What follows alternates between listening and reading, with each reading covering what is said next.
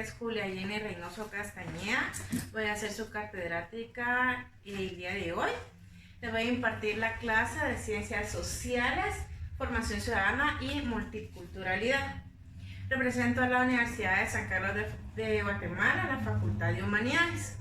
En la situación en la que nos encontramos del COVID-19, pues las recomendaciones y las sugerencias de siempre es que se laven las manos constantemente. Y asimismo, pues que utilicen gel y su mascarilla al momento de salir a cualquier lugar. El tema que vamos a abordar el día de hoy es la Revolución Francesa. Este tema es muy interesante.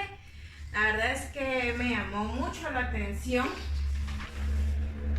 por varias situaciones que pasaron en ese proceso, los cuales les voy a comentar ahorita, ¿verdad?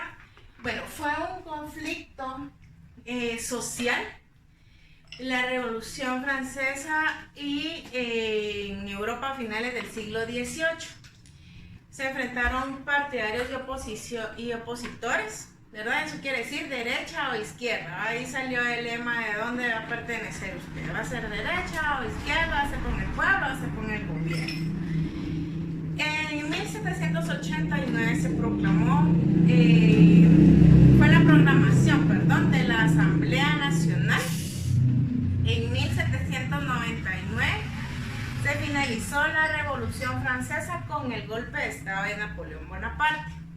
Pero les voy a contar bien cómo fue que sucedió desde el principio.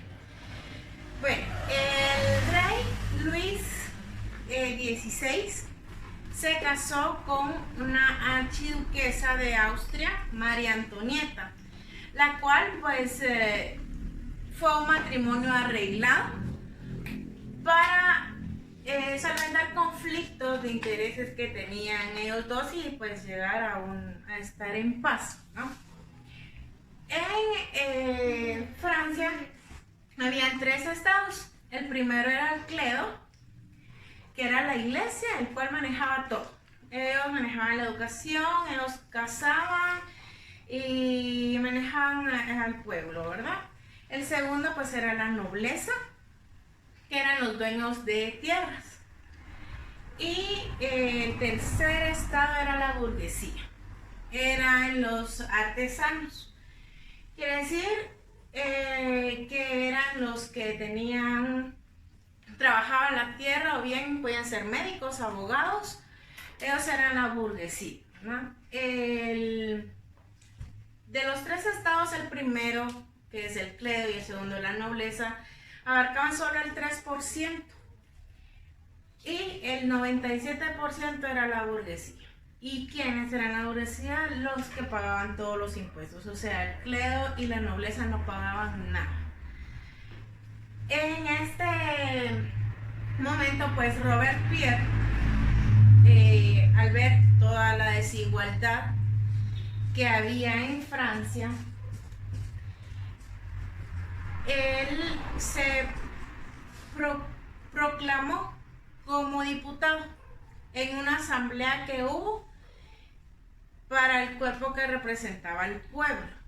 Él era huérfano, estudió para abogado, ¿no? A raíz de todo esto, ellos hicieron una gran rebelión porque había mucha, ¿cómo les puedo decir? Mucha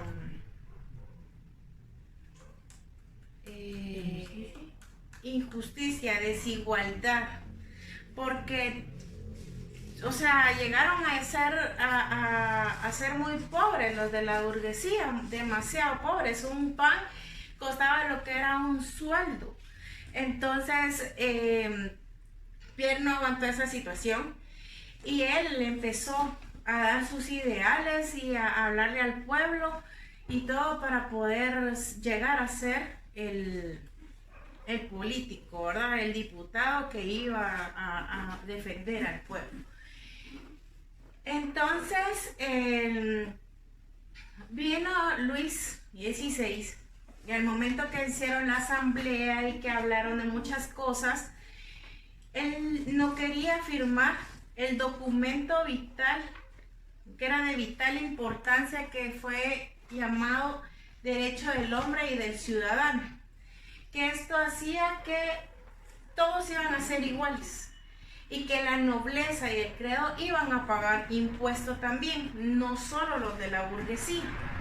Entonces el rey Luis XVI se endeudó tanto y ya no tenía más riqueza, pero igual él no quería firmar ese tratado. Entonces todo el pueblo se levanta y van a buscarlo a su palacio, que en este caso era Versalles, que estaba retirado de París, ¿verdad? Entonces lo van a buscar y lo quieren matar, ¿verdad? Más que todo también a la reina la querían matar porque habían gastado demasiado toda la riqueza que tenía el pueblo. Cuando los encuentran y todos los llevan a París, en donde ellos están en cautiverio, ¿verdad? Y el pueblo los está controlando de que no malgasten nada más.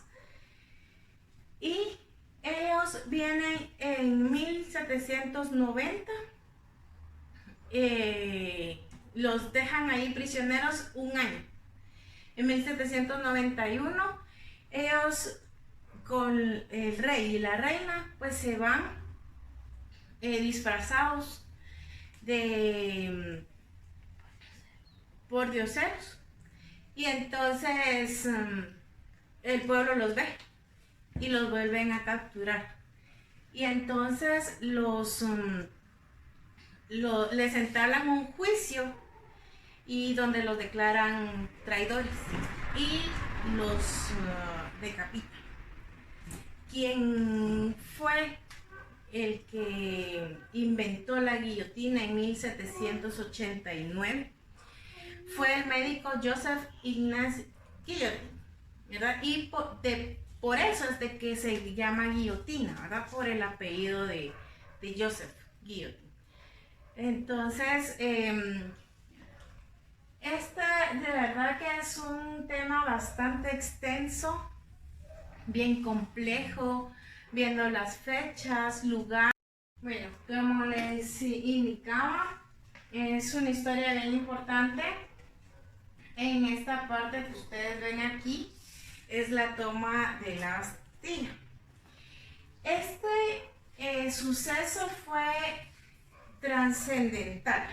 Les indico por qué razón.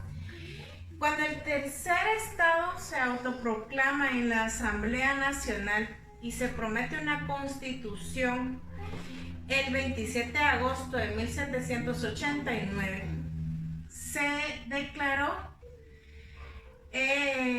los derechos del hombre y del ciudadano, que esto era, como les mencioné anteriormente, el documento de vital importancia para la humanidad.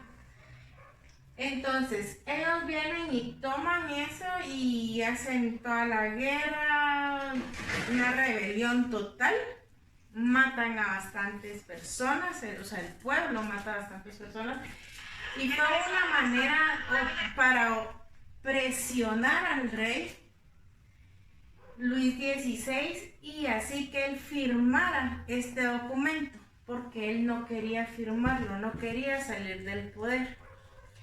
Entonces,